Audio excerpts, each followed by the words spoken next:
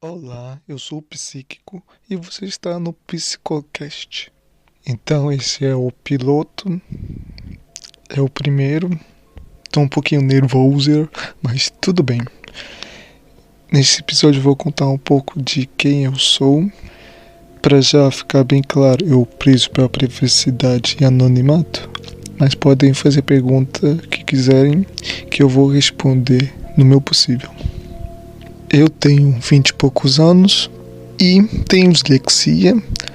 Tô com suspeita de TDAH ou TDAH sem o H, o H é de hiperatividade. Eu sou uma pessoa bastante melancólica, tenho alguns probleminhas mentais e sou bastante sonhador. E já que eu não tenho nenhum convidado e também eu não sei o que falar muito bem, eu vou falar sobre mim, um pouquinho da minha história. Eu nasci num país europeu, meus pais são brasileiros. Muito pequeno, na infância, eu fui pro Rio de Janeiro. E lá foi difícil, bem difícil, inicialmente bastante. Pois as pessoas não entendiam o que eu falava, mesmo falando português. E eu era muito zoado na rua onde eu morava, também sofria bullying na escola. Ok, os anos foram passando e eu fui aprendendo o que é a vida, vamos dizer assim. Já vou começar com um tema bem pesado. Se você tem sensibilidade ou é bem sensível, não escute agora. Veja o próximo episódio ou outra coisa que quiser. Mas eu fui abusado sexualmente. Eu sofria muito terror psicológico e também sofria espancamentos. Meus pais se separaram e a pessoa que fazia isso de bater e fazer terror psicológico me espancava muito, não só eu, mas na minha mãe e meus outros irmãos. E a pessoa que fez o abuso sexual nem foi essa pessoa que me humilhava e batia, e sim outra. Aconteceu só apenas 2 vezes, mas na época eu não entendi que era um abuso. Eu só fui me dar conta aos 17, por aí, através de uma amiga, vou chamar ela aqui de Hello Kitty. Ela contando a sua história e ela contou sobre o abuso sexual que ela sofreu. Ela dizendo e contando, eu fui lembrando do que aconteceu comigo. Indiretamente ela me ajudou. E foi como desbloquear uma memória reprimida. E o que aconteceu me afetava muitos anos só que eu não sabia. Então, aquilo deu um impacto. Basicamente, o cérebro apagou aquilo da minha memória. Reprimiu como proteção. É um trauma. E o cérebro faz isso, é normal. É um modo de sobrevivência. Para suportar o que aconteceu, eu era muito criança. Devia ter uns 11 anos, 9. O que aconteceu já antes mesmo do abuso ou depois já sofria muito com a humilhação e o terror psicológico e a pressão dentro de casa. Então minha família em geral sempre foi muito desestruturada. Então eu ia para casa da minha mãe eu ia para casa do meu pai ia para casa da minha avó, mas nunca tinha paz em nenhum lugar. E aconteceu outras coisas boas, ruins, focando mais nas partes ruins, porque normalmente eu não conto isso para as pessoas, e estou contando aqui abertamente. Hoje em dia, lindo muito melhor sobre o ocorrido.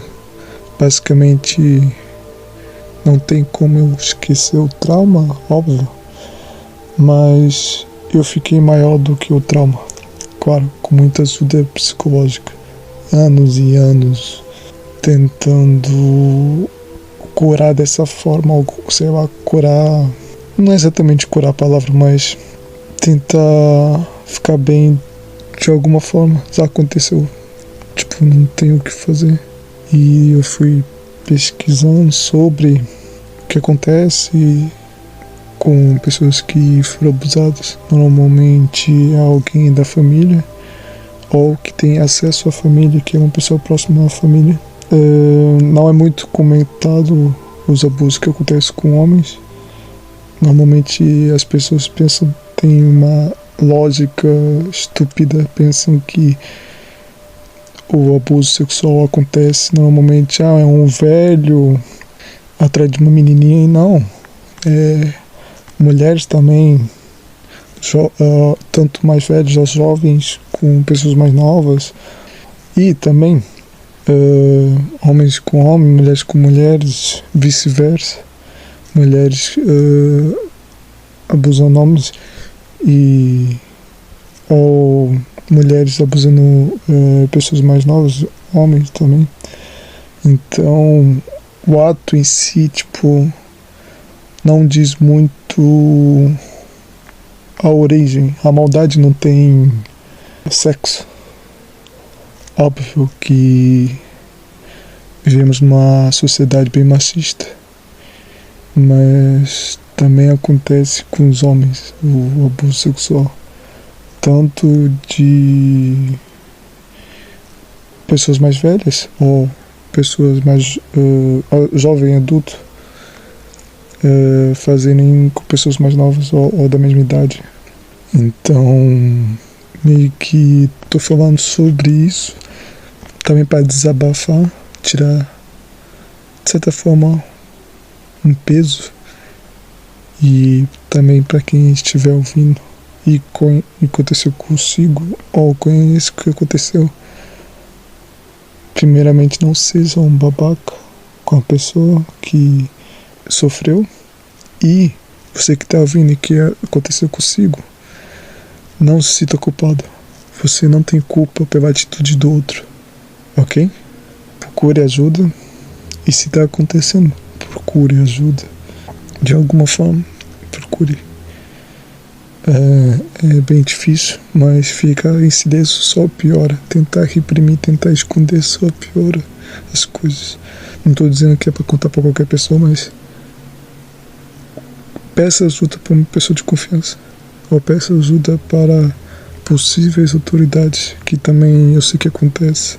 Mulheres vão à delegacia ou à polícia e são basicamente cagam a policial, normalmente homem. Então é bem melhor ir numa delegacia da mulher no Brasil. Mas mudando um pouco de assunto, sobre os abusos físicos, no caso, espancamentos aconteciam muitas vezes por causa de N motivos, mas só por eu agir ou falar de outra forma que a pessoa não queria, eu apanhava e muito. Então foi passando os anos e eu acabei, ainda bem, depois de muitos anos, no auge normalmente da minha depressão, com 17 anos, 17, 16, 16, 17, 18 por aí, comecei a ir para psicóloga com muito esforço. Eu queria, mas minha mãe não queria que me levar, e parte do meu pai, basicamente meu pai só, eu pedi pro meu pai, quer ir para psicóloga, e ele falou, isso eu estava no trabalho do meu pai trabalhava num restaurante, e eu ia lá almoçar muitas vezes. Então, o que aconteceu é que eu fui lá almoçar e eu estava mal da cabeça há muitos anos. Falei pro meu pai, eu quero ir para uma psicóloga. Então ele falou com uma colega do trabalho dele e deu um número de uma psicóloga que a colega do trabalho dele indicou. Aí meu pai só simplesmente falou, fala com a tua mãe. E meu pai sempre, em geral, foi mão de vaca, com a responsabilidade da minha mãe nisso, e minha mãe também, não queria levar para o psicólogo. Teve essa negligência também da parte dela, tanto do meu pai e dela. E eu, com tudo acontecendo, sempre me mudando de casa, porque não tinha paz na casa da minha avó, não tinha paz na casa do meu pai, não tinha paz na casa da minha mãe. Até que um dia eu surtei legal na frente da minha mãe e soquei a parede e minha mão começou a sangrar. Aí minha mãe, eu fiquei o quê? 7, 8 meses. 7, 8 meses pedindo pra ir pra psicólogo, pedindo. Caraca, foi difícil demais. Tipo, eu era jovem, não tinha como trabalhar. Basicamente, só quando eu surtei legal, com a mão toda sangrando, a minha mãe fala assim: ah, vou levar você pra psicólogo. Tipo, aí eu, ironizando, falei: ah, agora que eu surtei, você quer ir, né? Isso diz muito, tipo, a sociedade em geral também, tipo, só vem ou dá uma olhada quando tá, só passou do limite, ultrapassou, mas quando tá vivendo a pessoa mal, tipo, só chegando, tem que sempre chegar no limite? Não. Isso é estupidez. O cuidado da saúde mental e o cuidado da saúde física tem que ser de prevenção, primeiramente. E não ter que chegar no extremo. Então eu comecei pra psicóloga e tal, isso ajudou muito. Mas eu vivia meio que em ciclos, tipo, com a ajuda na petrapeção e também naquela época eu tava bem suicidal, bem suicida. Aí é meio difícil falar sobre isso, mas vou continuar. Eu tentei me matar umas 4, 5, 6 vezes, achando que ia resolver, só que só piora, na verdade. Meio que não me fez morrer foi um vídeo de um gajo falando, não lembro exatamente a frase, mas tipo, e se tiver outro lado, tipo, espiritual, tu acha que vai pra um lugar melhor? Tipo, vai melhorar a vida? Vai ajudar aquelas pessoas que te amam e eu gosto de você? Só vai piorar, tipo, você vai perder a oportunidade das coisas melhorarem. E isso me tocou. Aí eu fui percebendo, tipo, o desespero que eu sentia, a vontade de morrer, não era exatamente querer morrer, mas acabar com aquele desespero, aquela dor horrível, aquele sofrimento que eu sentia muito. E na época falavam muito no YouTube, as pessoas falavam sobre, depressão é frescura, depressão é palhaçada, é querer chamar atenção. Chegou num tema que as pessoas, eu vi no vídeo, né, as pessoas dizendo, algumas, né, suicídio é um ato de coragem, suicídio é um ato de covardia. Mas aí eu tirei a conclusão, não, suicídio não é nenhum nem outro. Na verdade é um ato de total desespero. É um ato de total caos mental, sofrimento, desespero total. A pessoa que sofre não só depressão, ansiedade ou borderline ou bipolaridade ou o que seja, doenças mentais ou transtornos mentais, e dependendo da gravidade, tipo, é muito sofrimento, é bastante sofrimento. E o que acontece com a pessoa também, dependendo, é bastante sofrimento. Tipo, ver o suicídio como fosse a solução, mas não é a solução. Só tira a possibilidade das coisas melhorarem, ou das coisas se tornarem mais suportáveis, ou formas de lidar melhor com o que acontece. Claro que cada caso é cada caso, mas suicídio não é a solução. Apesar que muitas pessoas passam 10, 12, 15 anos bem mal, há sempre solução para as coisas. Às vezes não é exatamente o que você quer, mas há solução. Há uma saída. Há alguma forma melhor de lidar com aquele problema e tornar a vida mais leve, de certa forma, ou a vida mais lidável. Então, resumindo esse tema de suicídio, depressão e abuso sexual e tal, sempre há uma forma das coisas melhorarem.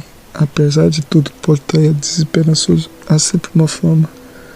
E às vezes nem sempre é como a gente gostaria, mas existe. Lembre-se, não se isole, não guarde só pra si. Fale com pessoas de confiança, né? E se não tiver, procure ajuda dentro da sua idade, mais alguém do trabalho ou alguém da escola que dá uma certa confiança de que tu não precisa passar tudo sozinho.